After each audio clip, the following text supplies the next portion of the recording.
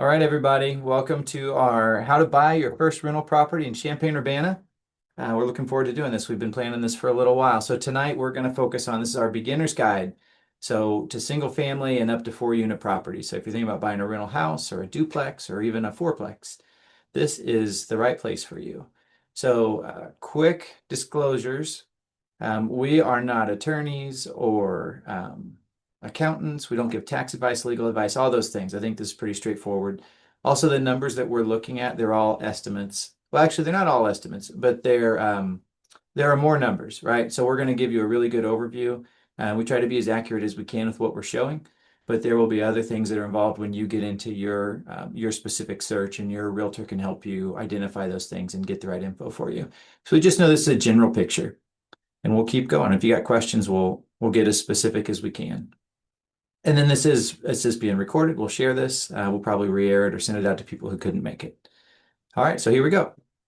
So tonight, what we're going to go over, basically, who's this the best fit for is for new investors. So somebody who's got 0 to 5 rentals. If you've got 5, you're doing great. But maybe you'll learn something here tonight. If you are just thinking about getting started, this is definitely the right place for you. So you could be looking to purchase something outright. You could have a house that you're considering keeping. You're going to move and you want to know if you could keep that as a rental property. And then also just for anybody that's curious about how this works, whether you're going to do it or not. So we're glad you're here. We're going to let you know how this goes through, that, purchasing these properties, it's a lot more approachable than you think. It can be as involved or as simple as you want it to be. You can manage it, you can fix every, leaky pipe, or you could get a property manager to do everything for you. Numbers come before the showing schedule. So what we mean by that is, if you're going to do this, you don't just want to go out and look at properties. You want to have an idea of what your plan is. We'll talk about a buy box later. What's your budget? What is your target? What are you trying to accomplish? You get those things in place, and then you start to look at properties so you don't get carried away. And then tonight, what we're not doing, so this is education, it's not sales. We're not here to find you the perfect deal tonight, and we're not giving you tax, legal, or lending advice, but we do know a lot of good resources. Okay, so simple version of rental investing. So what's the point of this? You're going to buy a property, you're buying an asset that produces income, you're going to have expenses. And then after that, hopefully you have some profit, right? So this is just giving you an idea of, you'll have monthly rent for income. Your rent should grow over time until your property appreciates. Those are going to be your income sides. And then the expenses are taxes, if you finance it, insurance, maybe it's vacant, repairs, updates, things like that. And so we want to give you an idea of what these expenses are so you can decide, okay, is this really a good fit for me or is it not? Can I handle this cash outflow? What if I have a vacant property for a couple months? Just to help you consider like what you really need to think about before you commit to doing this. Your involvement, we talked about this a little bit before. So are you going to do everything? Are you going to put the for rent sign in the yard, find tenants, screen them, and handle the repairs, whether it's you yourself or you manage the repairs? Or will you go all the way on the flip side, professional management, where you hire a property manager and they're going to help you find the tenants? If something goes wrong, the tenant is calling the property manager. And so that's very hands-off. It's pretty simple, but it's a lower return because you're paying somebody to take care of those services for you. And then the hybrid, you could do somewhere in between. A lot of people start out with self-manage, and then as they grow this and they get to a point where they need more help, then they bring in professional management. Or maybe they even hire somebody on their own, depending on how big they get. But these are your options. You can fall anywhere in there. You just know, if you self-manage it, it's more of your time. You'll have a bigger cash flow return. If you do professional management, you'll get your time back, but you'll have a lower return. Okay, first-time investors, this is how we came up with this topic. They're usually looking at single-family rentals, so that's a house. That's what you would think of as just somebody's home. Or 2 to 4 unit properties like a duplex or a 3 or 4plex. Single-family rentals, it's familiar. You know what that is, right? Not everybody, most people have probably lived in a home. It's easier for first-time investors to understand, especially if you've lived in a home or owned a home before. Downside is, if that family's out, if it's vacant, 100% of your rent is gone. I mean, that's kind of obvious, but you have one tenant. So when they're not there, you have no income. Now, if you have a 2 to 4 unit property, if you have a duplex, if one tenant's out for a month or two, you still have 50% of your income coming in. So it makes it a little bit easier to own that and ride through like the ins and outs of tenants and how those things work. Um, Single family rentals, we'll the condition, what the real estate taxes are, rent to price ratio, they matter. These actually matter for both. Um, One other thing for a single family rental, depending, but usually they'll be vacant when you purchase it. So when you start this off, you need to think like, okay, that's maybe vacant for another month before I have rental income starting. So just something to keep in mind. 2 to 4 unit properties, you've got more than one unit, so it's the flip side. If one tenant's gone, you still have the income from 1 to 3 other tenants.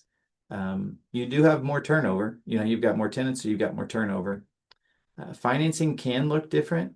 There's actually up to 4 units. You can generally get the same financing, but that's a good conversation to have later on about just to make sure you understand what it would look like.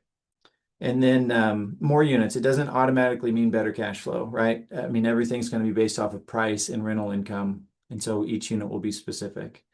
But it is more likely to have tenants in place. So you'd have instant income, because usually there's at least one or maybe the whole thing is rented when somebody sells it. So you could just step into that and have full cash flow. Okay. The quick screening math. So, this is just for like a gut check, right? So you start with your income. So what rent will you be able to collect? And this was a question that came up today. How do you know what rent you're going to get? Well, if you've got a tenant, that's going to help because they will have rental history, so you'll know, or if it's been rented before. But if it doesn't, my starting point for most of that is we'll just go online to Zillow or apartments.com, or there's some other rental pricing tools and give you an idea. Just search for, if it's a 3-bed, 2-bath ranch, well, see what 3-bed, 2-bath ranches are going for. We'll show you an example here in a little bit and be a little bit conservative. You don't want to be optimistic in the number side of this. You want to make sure the numbers are going to work. Your fixed costs, so if you finance it, that's going to be your mortgage payment, which is at least the principal and interest. And then the other half of that is the taxes and insurance. And maybe in your mortgage payment, or it may be something that you pay out of pocket. But that's your set costs are going to come every month. And then you want to plan for imperfect months. So maybe it's going to be vacant, 1 month every 2 years. You want to plan for the furnace, the air conditioner, the roof, over 20, 25 years, like what that maintenance looks like. And then you'll have some repairs, something breaks. So you're going to have a budget for those things too. So tonight, we're going to show you 2 examples, a single family house and a 2-unit, a duplex. And the assumptions we worked off of were you're putting 25% down, an interest rate of 7.15, so about 7 1/8 with a 30-year loan. Taxes, we came as close as we could to what they really were. We used an estimate for insurance of $100 a month, and we said it's going to be vacant 5% of the time. And then maintenance we put in if it was used at $150 a month. I'll just say, for example, like we've got rental properties and we'll go, 6 months with no expenses, and then you might have a month where there's a big expense. So it's hard to really know what would happen in any given month, but that's a good budget. Capital expense reserve, that would be if you're going to plan for like roof replacement or like these major things. We kept it simple tonight, so that's not included in this. And then property management, there's so many options on that of how much help you get and what fees there are, and are they going to find the tenant or not find the tenant, or how much work will they do through the whole process. So we did not factor in property management in these examples tonight. Okay, we had a question right before this started about what is a cap rate, and then another one that's used frequently is a GRM, the gross rent multiplier. So these are 2 ratios that are used by investors a lot. They're not a red light, green light. They don't, knowing this, it doesn't, like if it surpasses a bar, it's not an automatic buy. But a lot of times people will use these as general guidelines. So they'll say, oh, well, I want a certain cap rate. I'm not even going to consider it if it's less than that. But if it's better than that, it doesn't mean I'm going to buy it, but at least I'll look at it. So the cap rate is basically saying, how much money did I collect? What were my fixed costs? And then you take that net income divided by the purchase price, and that gives you your cap rate. So in this example, there's $18,000 of net operating income. So gross rent less your monthly payment. It left the owner 18,000. They paid 200, so that's a 9% cap rate. In our market, that would actually be a really good cap rate in general. So higher cap rate means higher return relative to price. Gross rent multiplier, this is a really simple tool, and it's just saying, if I was to take my annual rent times this number, it would equal the purchase price. So what you can do is you take your purchase price divided by the annual rent gives you the gross rent multiplier. So in this example, the annual rent's 24,000, so it's $2,000 a month. If they paid 200,000, that's saying it's a gross rent multiplier of 8.3. So basically, they're saying they paid 8.3 times the annual rent to buy this house. Is that a good number or a bad number? Who knows? It just really depends on what all the expenses are that are going to come along with it. Because the gross rent multiplier only looks at the income. It doesn't look at expenses. But a lot of people will look at that and say, hey, I want to see a gross rent multiplier of at least 5 or 6 or whatever that number looks like. They don't want to look at something below that. So we can get into those more later, kind of on an individual basis, but that's two basic numbers that a lot of investors will look at as like a filter, not a decision maker, but a filter. Okay, our first example tonight. This is I picked 2 real sales. So these are public sales. These sale prices have already closed. And then the rents are either estimated or they were published online. So the first one, this is a single family home, 1003 Cindy Court in Champaign. It's in kind of West Champaign. So that sold for $210. The budgeted rent's $1,950 a month. And then we're estimating taxes at like $540. They're about $6,500 a year. This looks like at the loan. So some of these basic numbers. So at a first glance, like this seems like a pretty decent opportunity. The second slide, this will show you the cash flow breakdown. So gross rent in here is $1,950. That was our budget, right? We're taking out principal and interest. Oops. We're taking out principal and interest of $1,064, property taxes of $542, our insurance. We're assuming it's going to be vacant. So that's about $98 a month or a year, which gives us a monthly cash flow. If you were to buy this and you had a tenant in there and it performed like this, you'd make $146, so about $150 a month. If it wasn't vacant, you could actually add $98 on top of that. So you'd make closer to $250 a month. If you go over one column, it's looking at, this throws in, a maintenance reserve, $150 budgeted. And so you're seeing like, okay, that's basically break even.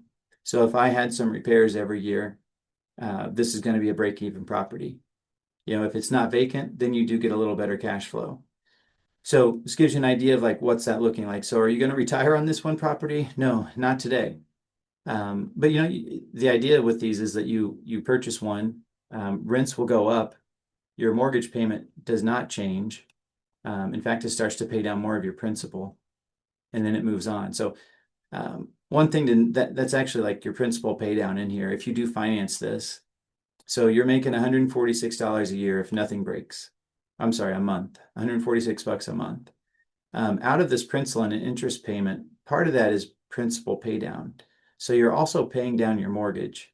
So your cash flow is only 146, but your return is 146 plus the principal pay down. So that actually improves. So let's go. I don't think we have any questions right now. So we'll step into the next example. So this was a duplex. Kind of on purpose, I tried to pick relatively similar properties.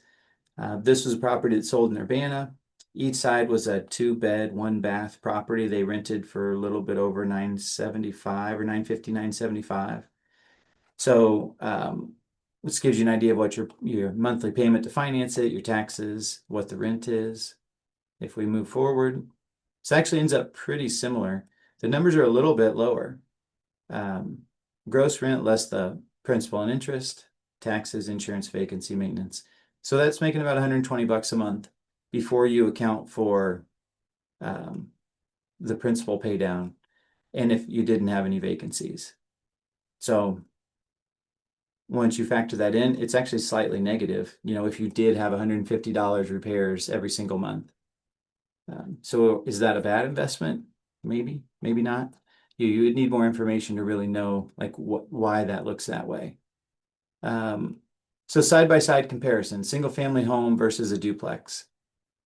Pretty similar. And this just gives you an idea. I will say in our market, duplexes probably on average have a lower return than a single family home because there's more demand for them as investment properties because people see that as a more secure investment or a little bit easier because you've got two tenants, so it's less likely to have no rental income in any given month. Um, and it's pretty straightforward, it's not complicated. So generally, I think the returns will be a little bit lower on duplexes than single family homes, but that's not a rule. So both these, what jumps out? Both are close to break even, meaning you're not going to be getting rich off of these in the first couple of years that you own it. Two units not automatically stronger. The taxes and the financing are the major expenses. What we didn't get into here, would impact like basically your price. What were the closing costs to purchase? Do you need to have a capital expense reserve? So do you need to budget, to get these other bigger ticket items like a roof, things as they come along. We did not include property management. We also didn't include appreciation or like the tax benefits of owning residential rental properties. We'll talk about that a little bit more later. So what would you do next if you were interested in one of these two properties? Well, first you want to verify the rent. Like if you wanted to make an offer, you would ask to see a copy of the leases and to verify the rent, like what's taking place with the rents.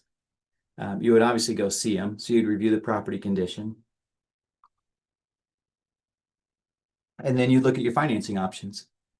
So those are all things that your realtor, like we can help you with that. Your realtor can help you with that.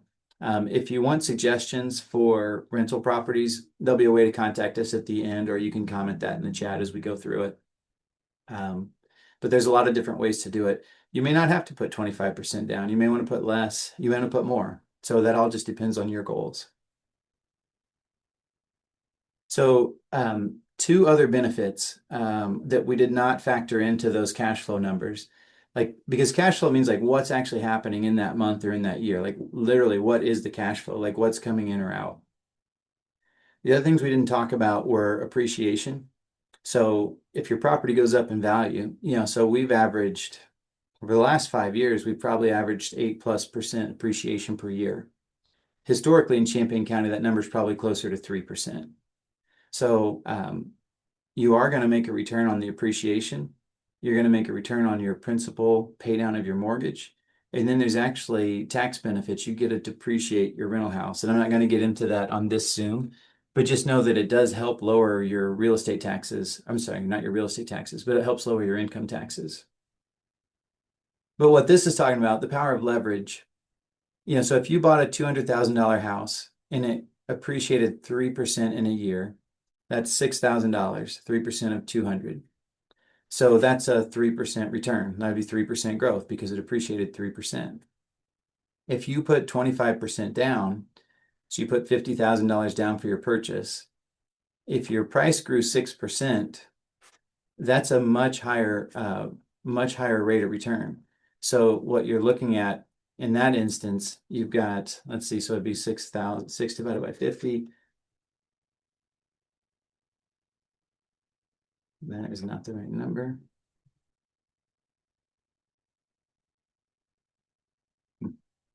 So that's like, it's like a 12% return just from the appreciation on your house. So you can't guarantee that, you can't control it, but if a house goes up 3% a year and you financed it, you use leverage to buy it, your return is going to be much greater because you didn't have to put $200,000 down. So down here, you're seeing like this no leverage, all cash. After 5 years, you'd have 16% appreciation on your $200,000. If you only invested $50,000, you have 64% return because you're not putting all that money down. So it's a powerful tool when you get into real estate investment, just to be able to leverage that in a way with a pretty secure asset. So I'm sure I'll have some questions on that later, but we'll keep moving for right now. Okay, so build your buy box. I mentioned this in the very beginning. So this is the thing to ask before you really get started. And you may not know this right away. So that's a conversation you can have with your broker as well. So, but you need to ask these questions. So what's your goal? How involved do you want to be? How much do you have to invest? And what property fits for you? Is your goal to get cash flow every month? Is it that you want to have these to fund your retirement in 20 years, 10 years, 30 years? Are you just trying to put some money aside? What does it look like? Like, why are you doing this? How involved do you want to be? We talked about that. Do you want to pay for leverage or do you want to do it yourself? People do that for different reasons. Some people enjoy working on the rental properties. Other people hate working on their rental properties. So, or they love to hate it. That might be the thing too. How much you have to invest. The biggest thing I think is what property type fits you. For a new investor, I would probably try to start pretty simple, like a single family or a 2-unit property. You may find some sweet deal where it makes sense to do something else, but that's a pretty simple way to start. And then you can even be more specific. You could say, well, I want properties that are going to be close to campus, or I want properties that are not close to campus. Just trying to depend what your style is going to be. Like closer to campus, you can probably get a higher return, over time on those properties, but you're going to have more headaches along the way if you have more undergrad tenants and, things like that keep you busy. So, but your buy box, basically you establish these parameters and you basically say if the property doesn't fit in this box, if it doesn't fit my goal, my style of property, my price point, like what the returns are, then you're just going to say, I'm not going to do it. I'm just ruling it out. I'm not going to be talked into doing it. So it's a good process to start with. Common beginner mistakes to avoid. So shopping too early. We talked about that a little bit. You really want to understand like what you're trying to accomplish, what your buy box is before you go look. The other thing I'll say on here is like waiting for a home run. This fourth bullet point. You need at least like your first one, it should be a double, I think would be a good rule. But a home run is really hard to find and it can keep you from getting started for a really long time. Incomplete math. So don't just compare the rent to your mortgage. You need to think about vacancies, maintenance, repairs. Don't just assume best case scenario. And then don't do this without a team. So, you're going to need a really good lender. Well, if you're going to do property management, you need options for that. Do you have handyman contractors, like people that you want to have, kind of on your speed dial if you need them? And then you need to have local rental market context. So your broker, like we can help with that. Your own agent can help you understand the market, understand the pricing, understand when something's a good deal and when it's not. Your team's going to help you with all these things, and they're going to help iron it out so you solve the problems before you get to them. 99% of the time. This includes too insurance. Homeowners insurance or rental insurance. So. Yeah, and at that bottom, you see it in red. Slow down at the beginning so you can move faster when the right property appears. It's really the same rule for an owner-occupied purchase as it is for an investment property. Okay, next steps. So what you do, you'd schedule just a short strategy session with the broker that you want to work with. We do this all the time where we sit down and we go over this with people. A lot of times we talk to them and they're like, you know what, that's not for me after they go through the conversation. And that's good to know too.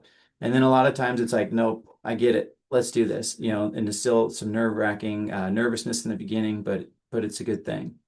So what would happen in this? You go over your goals and timeline. Let's talk about financing, what you have to put down, who's your lender, what can you afford, and then identify your target, single family, 2-unit, 4-unit. You build out your buy box of what neighborhoods, what price points. Do you want only single-story homes? Do you want only 2-story homes? Like you can be really specific with that. And then you bring, how much you have to put down. It's not a commitment, but it's just for the discussion. So that helps understand what you can do. Like maybe you've saved up and you're ready to buy one property.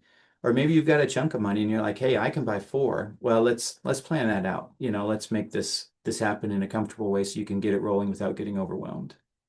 Comfort level with repairs, understand how involved you want to be. You may bring the home you already have that you're going to keep and use it as a rental. I will say, I think that's a great way to get into it, but you just need to be able to be emotionally detached from that property. It's no longer your home. Now it's just an investment property. How to connect. So you can reply to our seminar email, how you registered for this. In a second, I'll show you a link that you can scan and get registered. You can sign up for one-on-one calls if you want to do that. And you'll bring your questions. Like if you're like, well, I'm going to need a lender, let us know. We can connect you with somebody or multiple people if you want to talk to multiple. But we'll follow up with everybody that registered and attended to this and share this recording with them.